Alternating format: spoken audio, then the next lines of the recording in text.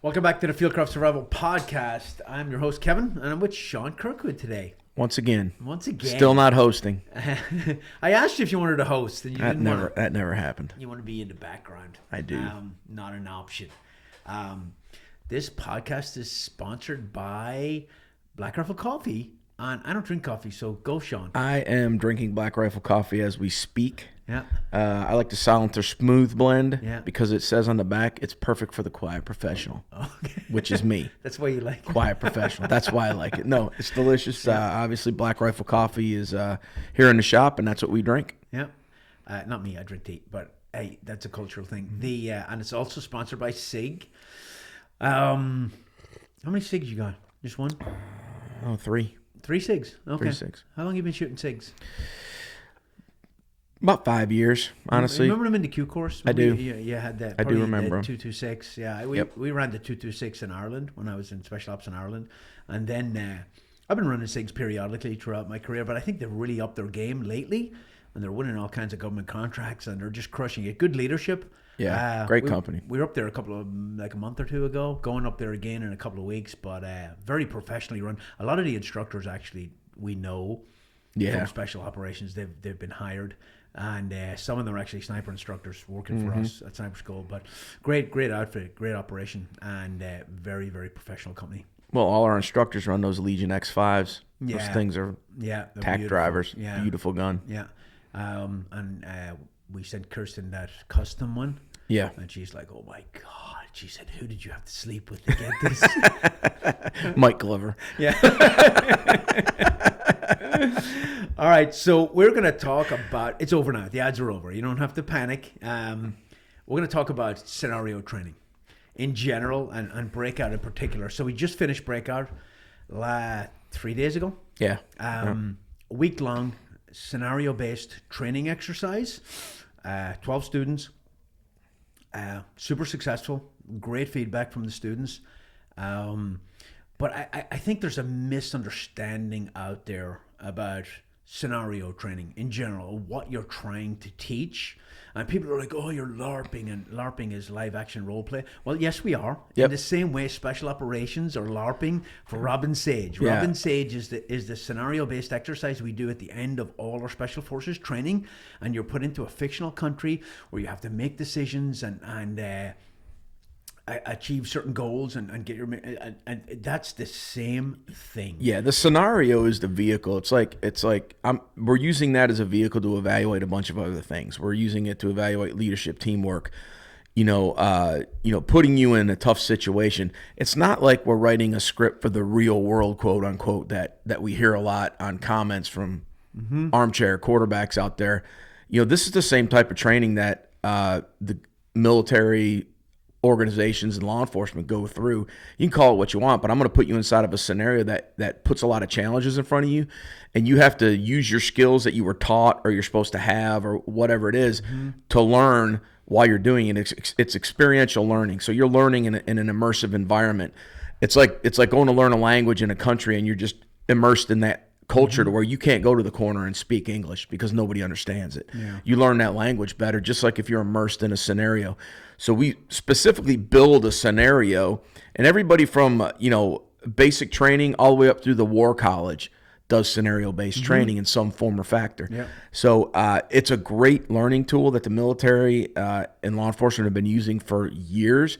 Obviously, Robin Sage is our biggest example of it, which is a great exercise. And you come out of it at the tail end with a lot of hard-learned lessons that are built into that scenario, decision points that you have to make. And you'll remember those lessons much better than you would if you learned in a classroom. It's the same thing with the personal security course. When you actually, I could tell you, don't do this, don't do this, don't do this. But when you go out there and do it, and mistakes are made. And I posted a couple of little clips because I don't want to give too much away. And people are like, oh my God, that guy didn't have his weapon up, or this guy was... Okay, calm down there, Rambo. Yeah. You have no idea what the scenario was. Or when are you ever going to do this kind of hit with a bunch of your friends? Yeah, Never. It's nothing. That has nothing to do with it. You're not going to retake a commercial aircraft, right? Yeah. That's a vehicle. Nor are we saying that we will ever have to. It's got nothing to do with the actual tactics and more to do with the leadership lessons learned as you go through it. So I feel very fortunate because, I've been in the army my whole life pretty much, and grew up not a lot of confidence. Went in the army, not a lot of confidence. And the army just throws you in and says, I don't care if you don't like public speaking. You're going to do it, whether you friggin' like it or not. And I remember, like, I'd been in the army a couple of years when I went to SF in Ireland. I remember I had to teach a class. And they were like, you're going to teach a class. And I was like, oh, shoot. And they'd put me through the very first course I did after I graduated, like, your selection, you do the skills course. The very first course I did, what do you think it was? After selection. It's a methods of instruction course. Really? Yes. Very first course. That's awesome, though. Yes. I mean, for really special forces, idea. That's your key. And our job over there was not like it is here for Green Berets, right? My job wasn't to be an instructor, but I think they probably understood that guys in SOF have to be kind of confident, right? Yeah. And able to public speak and brief and all that. So I always found it strange that in SF, you don't go to an instructor's course until you've been in SF for years, and then you come back to be an instructor in SWIC. I always thought it should be part of the Q course, because teaching is I would part agree of with that. your life, right? Well, they tell you all the time you're a teacher. You're an instructor. You're an advisor. Yeah. So they sent me to this method of instruction course where we all, and it was all guys that were in the section with me. And I think there was 8 or 10 of us or something. But we went to this like college or like war college or something, and they taught us how to public speak, and they taught us how to teach a class. And I remember the first time I did it, they had me on a podium, and they had the microphone sitting on the podium. They were taping me and recording me, and my hands were doing this the whole time, and the mic was right next. I couldn't hear a word I said, so I try not to do that anymore. Yeah. But when you do it, you're deathly scared, and then you do it, and you're like, that wasn't half as bad as I thought it was going to be. And then you do it again and again. And now later on, you can stand up in front of 1,000 people. And the thinking about it is always worse than the activity. Yeah. And that's the good thing that people get out of Breakout when the students leave Breakout is they challenge themselves in ways that they could not blow it off or postpone it. It was like, you're going to do, this is going to happen right now. Yeah. And you got to figure out a way to work yourself through this scenario. They would never be able to put themselves in that situation. Yeah. The scenario and everything that's running with the training puts them there. And they have to solve problems or function or make decisions or do whatever the task is. There's no way to pull away from it. There's no way to put it off till next week or say, I'll do that later. Yeah. And you're a little tired. Yeah. And you're a little hungry probably. Yeah. And you're probably starting, like a couple of days in, you're probably starting to get on each other's nerves, and people are starting to bother you a little bit, but you still got to accomplish the mission. And I gotta say, I was pretty impressed with the 12 students that came. None of them had any special training. None of them were ex-military at all. We had one police officer who was a female who absolutely crushed the course, by the way. She did great. Stayed motivated the whole time. Good leadership. But nobody had any military background. And from what I saw, they really did well. They were always motivated, and it was challenging. Well, scenario-based training, too, is almost an agreement between the student and the cadre, because the cadre says, hey, I'm going to put the best scenario together I can for you, make it as immersive as possible, and we work, you work really hard in the background to make sure all those little loose ends are tied up. But the student also has to say, yes, I am going to immerse myself in this scenario and not let myself think, this is just a game, I'll be out of here soon.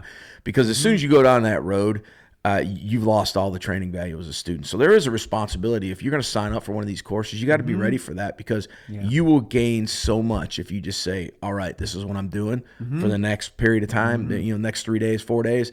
And when you come out of it, I think if you ask any of the Breakout graduates, they're going to tell you, man, I really gained. I know for a fact, that they really gained a lot. Both of the classes that we've run, in scenario training, you get out of it what you put into it. Yes. You have to immerse yourself. So I remember going through the Q course and going to Robin Sage, and they had this big, massive build-up of the whole backstory. And honestly, I think it was too much. It was so much information you couldn't process it. We tried to keep it a little simpler. But when we went in, you've heard me say even this, that it's hard for the students to buy in if the instructors don't buy in. So the instructors are pulling security, they're doing the right thing, they're not walking around with their hands in their hips eating burgers in front of you, they're in this scenario with you. And just not giving away too much, but the scenario is a fictional country, and you're an aid worker in there, and there's either been an invasion or there's been a coup, and now you're trapped. and your job is to get out of that country, right? Now, you're not a fighter, you don't have guns and all that.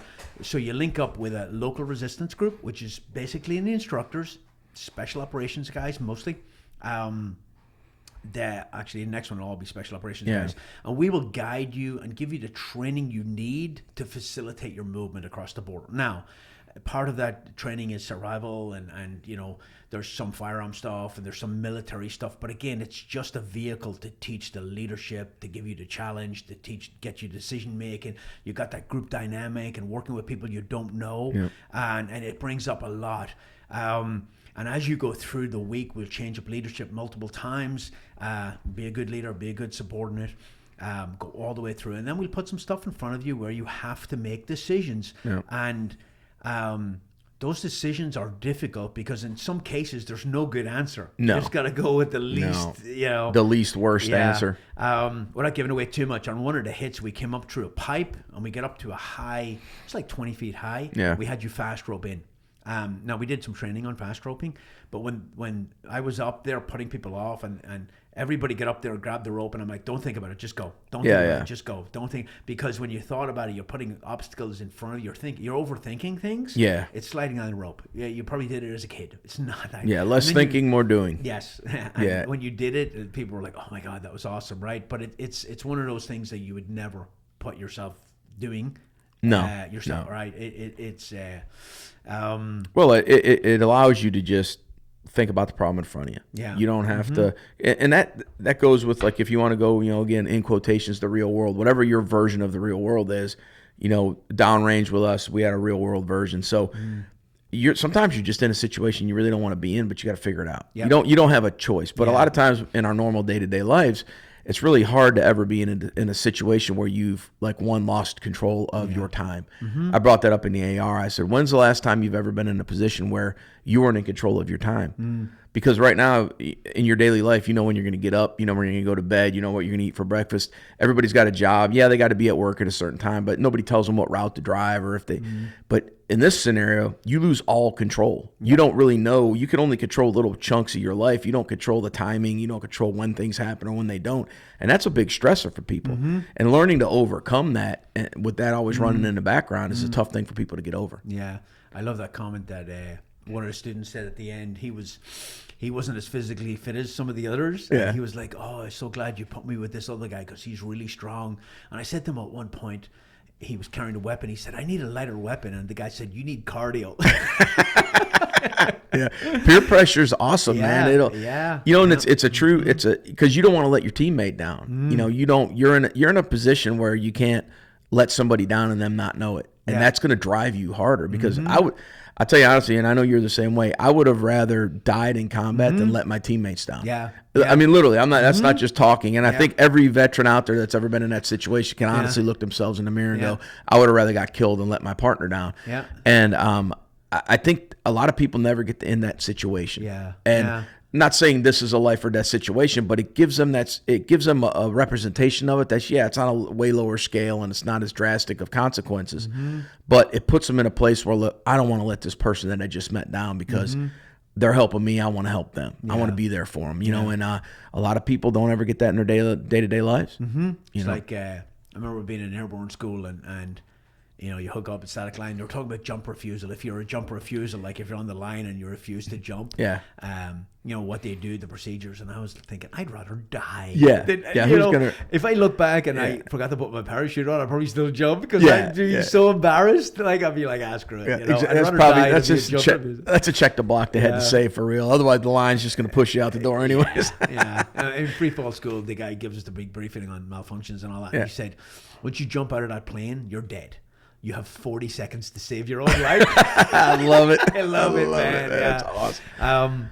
But going through the military, and honestly, I think I'm only really kind of appreciating it now, but you go through years and years and years and years of training, years of challenges, years of decision making, years of being put in uncomfortable positions, years of getting put out of your comfort zone.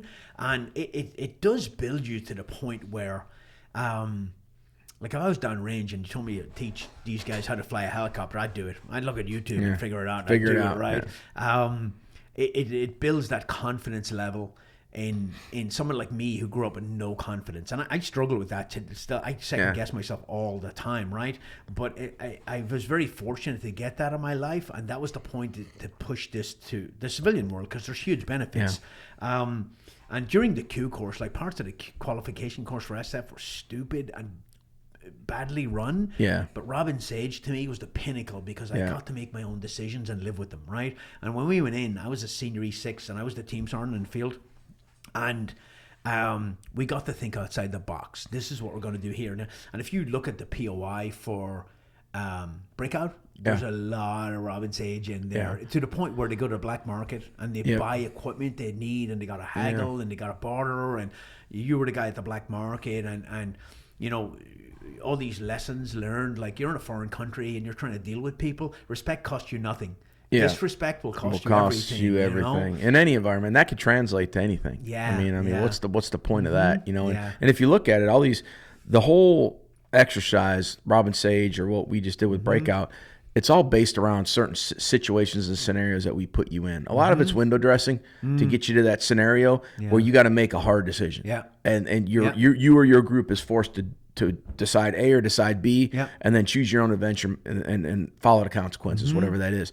That's what's great about it, but also from the instructor side, that's why you got to have the right people doing it, because you have to be able to adjust on the fly. Because if this doesn't happen, okay, well, here's where we're at now, and you have to be able to adjust to what that consequence for that action was, and do it seamlessly to where the student doesn't really recognize that anything even happened. They thought it was planned like that the whole time, but you had to adjust. Well, that's the key, right? It's you have left and right limits there as buffers for safety, but there's a wide maneuver room within those. You can't tightly script it where the student says this and go, oh, we weren't ready for that. You can't do that. I never want to do that. I said, make a decision. Like, there was a couple of times they made a decision to go a certain path that I hadn't predicted. I'm like, okay, that's on you. Roll with it. You might want to think about this, but hey, roll with it, you know?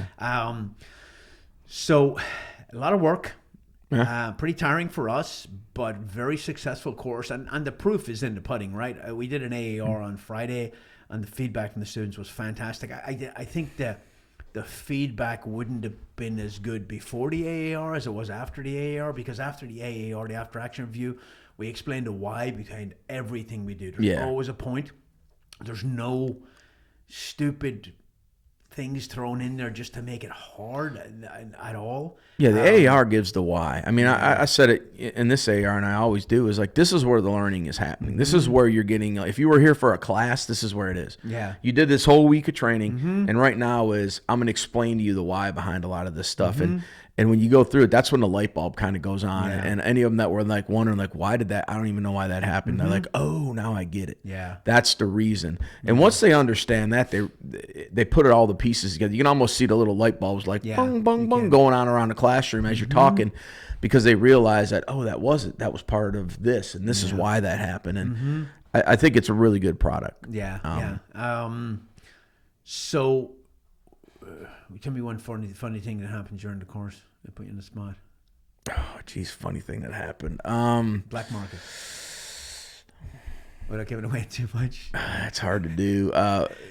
Here's a good one. Where the guy was trying to trade his Glock at the black market for a rifle, and you were like playing like a Russian mobster or something, and you're like, I don't want your stupid German pistol. And he was like, I know your job better than you. It's an Austrian pistol. It's actually from Austria. And you're like, get out of my store. I said, leave, and I'm going to murder you. I would kill you. Don't insult me. You want to insult the guy you're trying to bargain with. But again, a little lesson. The guy thought he was going to get somewhere with that. Wrong strategy. You're like, bad strategy when you're trying to get something from somebody to insult them. And you got to play. You got to play to whoever you're talking to. If you're talking to this guy, you play it a little different. If you're talking to this guy who's an official, if you a lot of things like that.